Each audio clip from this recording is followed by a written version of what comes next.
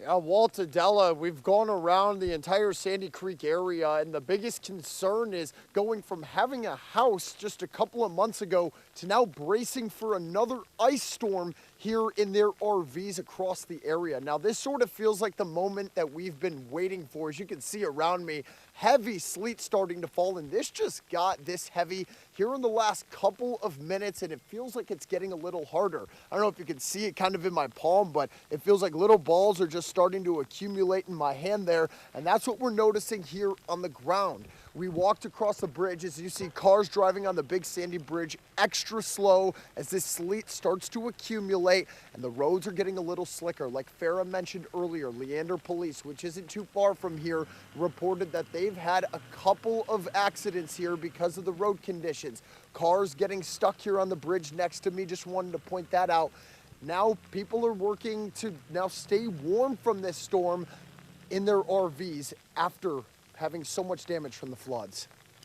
Just basically make things happen and suitable for yourself while you can survive out the 48 hours of freezing. Now, earlier Sandy Creek had rain, and now we have more precipitation coming. As you can see it falling. Some people I spoke with in Sandy Creek today tell me that they had concerns about the creek that caused so much of this damage rising, and we saw it rise a little bit earlier today.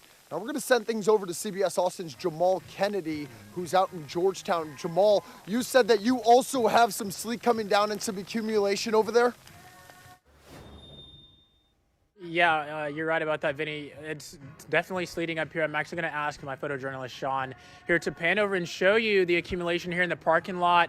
You can tell, you can see it, that white patchy there. It's covering all over the parking lot. There's a spot there that's not covered, but for the most part, that's what we've seen come down here within the last maybe 10, 15 minutes or so. Sean, you can sure come back over here to me. And the highway in the background is 35. You can see the cars are passing by. They're driving by slowly. It's kind of the same thing that we've heard from both Farah and Vinny so far. Not as many cars out on the road. Everyone's kind of taking it really cautiously, driving slowly. They'll put their hazards on. But we have seen some crashes prior to this sleet coming down.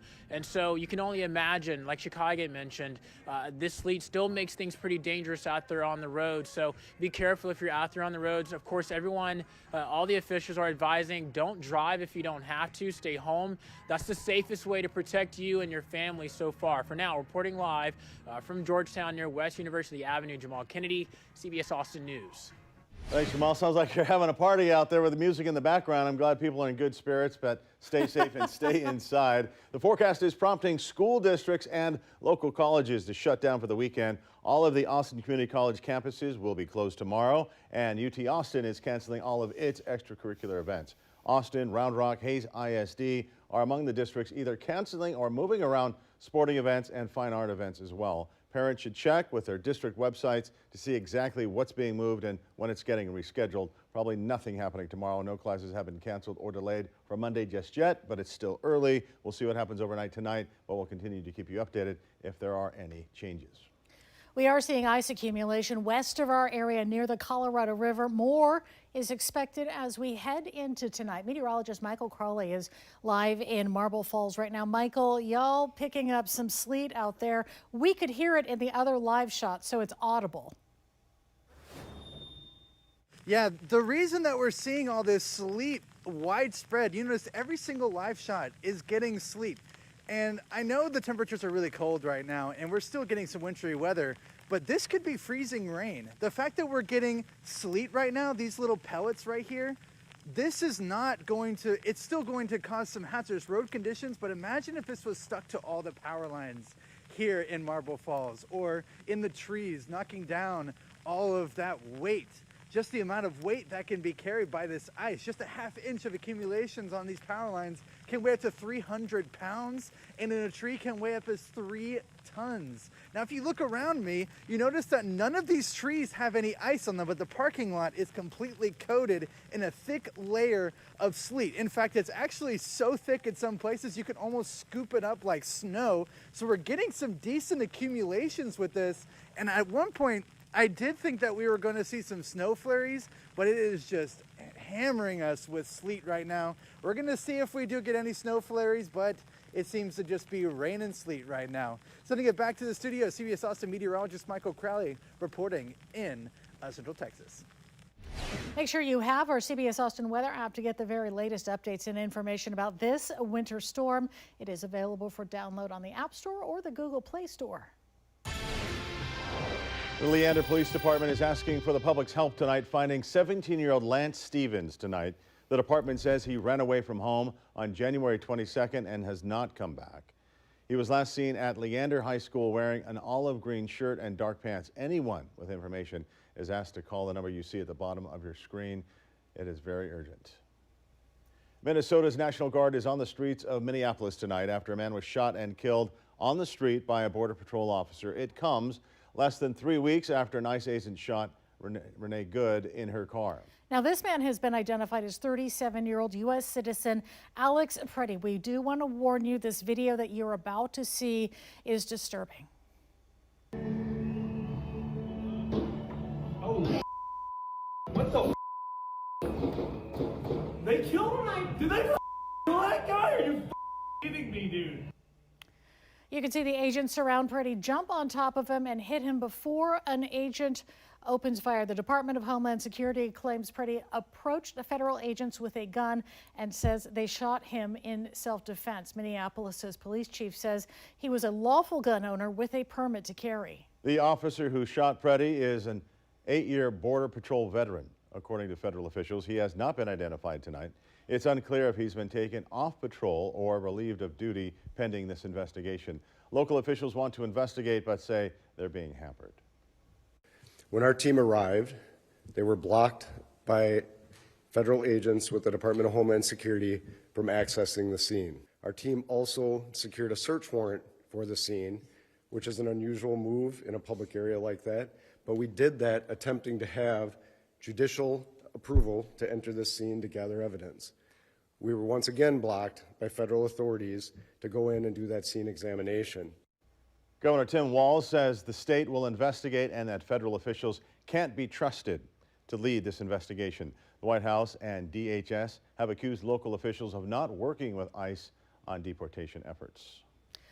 Austin area Congressman Greg Casar is condemning the shooting of Alex Preddy tonight. On a post on X, he writes, quote, "Federal agents killing people in the streets is an assault on the rights of all Americans to be safe." He is also calling for Senate Democrats to reject a spending bill that includes more funding to the Department of Homeland Security in the coming week. Senate Minority Leader Chuck Schumer says he and his fellow Democrats will vote no on the bill unless the items to fund ICE are taken out. It needs 60 votes to pass, and if it doesn't, it could lead to a government shutdown this Friday. The Republicans control 53 seats in the Senate. This winter storm wreaks havoc in central Texas and beyond. Reports on the ground from across the state.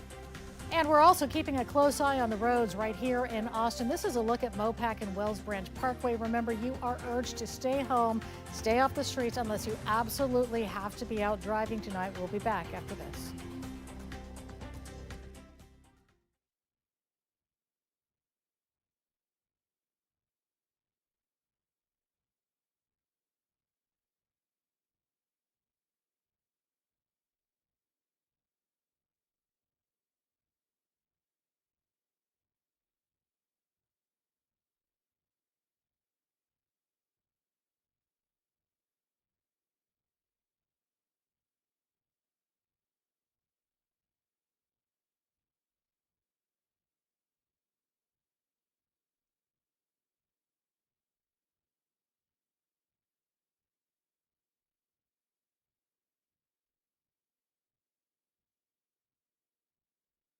Into something. I didn't look.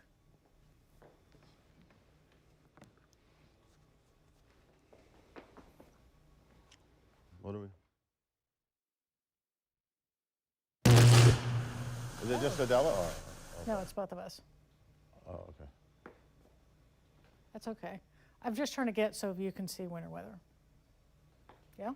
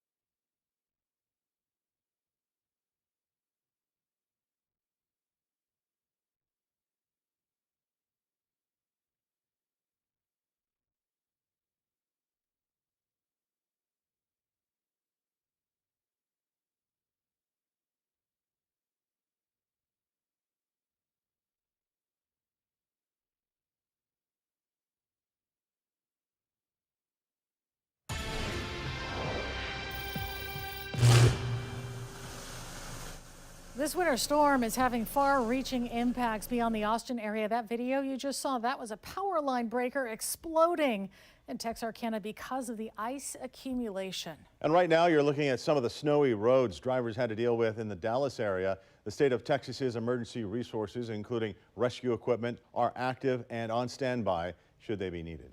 Now from San Antonio to Amarillo, Texans are hunkering down and trying to ride out this winter storm. Let's check in with people who are on the ground to get the very latest updates.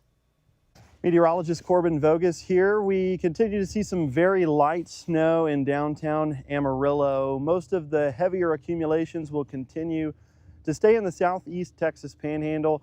Probably going to snow all night down there. We could see snow continue until 6 or 7 a.m. for areas around Childress and Paducah. For us, we think the snow is going to end much sooner, around 2 or 3 o'clock. We still expect maybe another 1 to 2 inches of accumulation. Currently, anywhere around here, we're expecting to see anywhere from about 2 or 3 inches of accumulation. So yardstick measuring 2 there.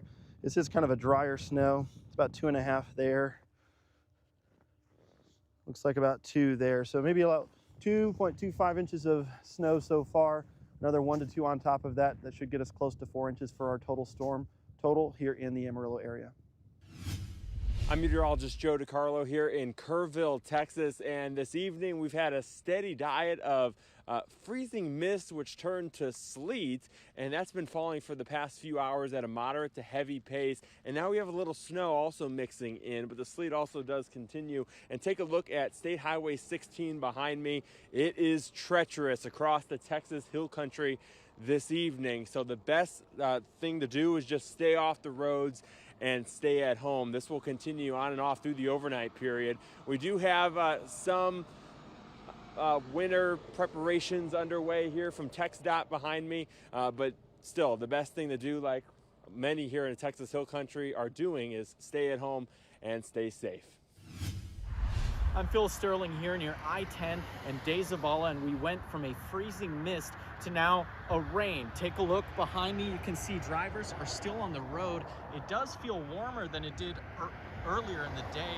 That being said, there's still crews putting down brine out here. I spoke with some who went out to get some gas and some food just because they had to. Now, all of them told me, though, that they had their eyes peeled when they were on the road just to make sure that they were safe.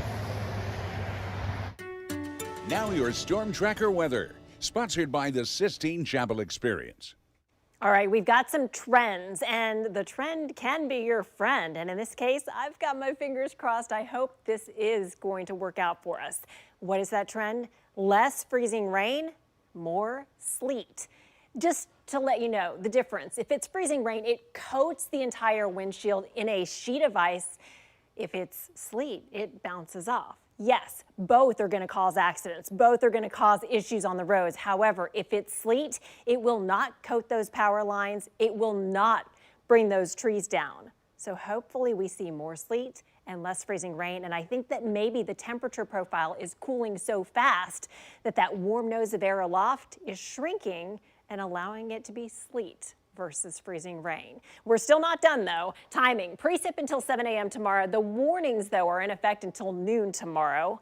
As for the totals, initially, the freezing rain expected to reach 1/4 to 1/2 inch totals, which would be a major ice storm if that comes to fruition.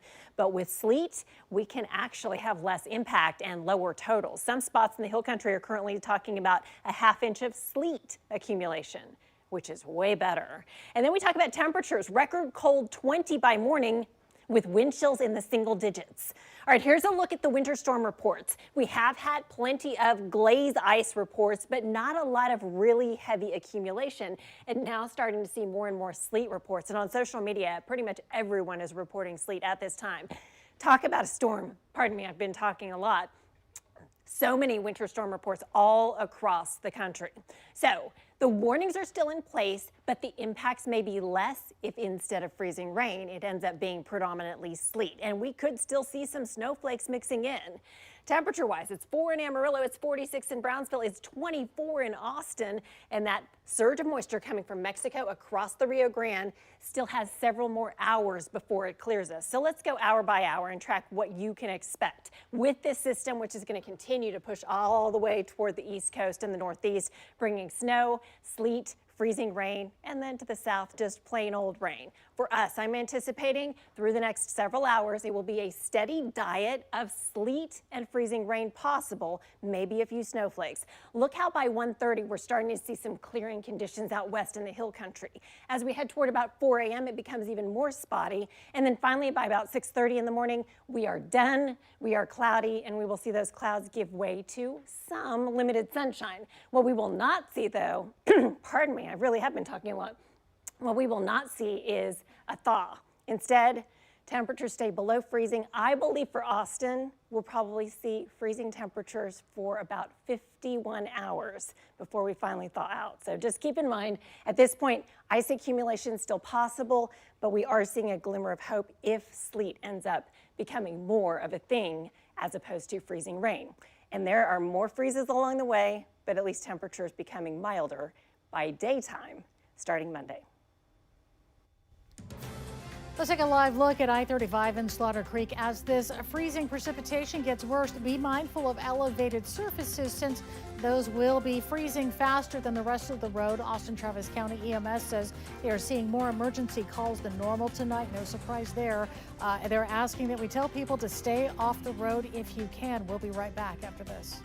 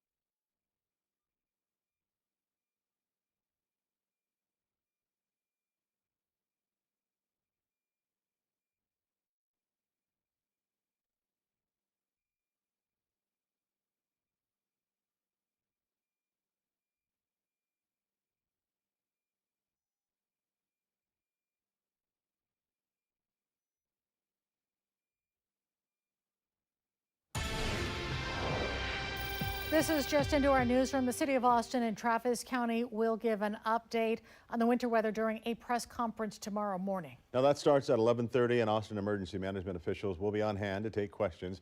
We'll take you to that press conference live as it happens tomorrow. Let's take a look now at Austin Bergstrom International Airport's departures board. As you can see, there are several flight cancellations and delays. The runways and terminals are expected to remain open, but the airport is reminding travelers to check with your airline for the latest updates on your flight status. Some rebooking options are available depending on the airline tonight. I'm confident that we will keep the airfield open for arrivals and departures throughout the entire event. Nationwide, more than 13,000 flights are canceled through Monday because of this system, according to the flight tracking website FlightAware. And we will be back right after this.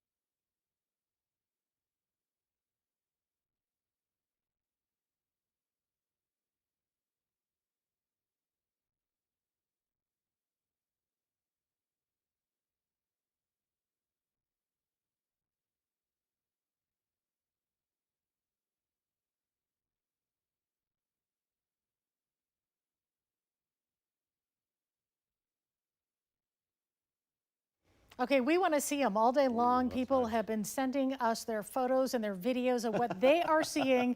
And look at that snowman during this winter storm. Look, that was a legit snowman. You can send us your photos using Chime In. Just scan the QR code on your screen to make sure you include all your name and location. We'll get you on the air and share your pictures. This is going to be an event that lasts through this week.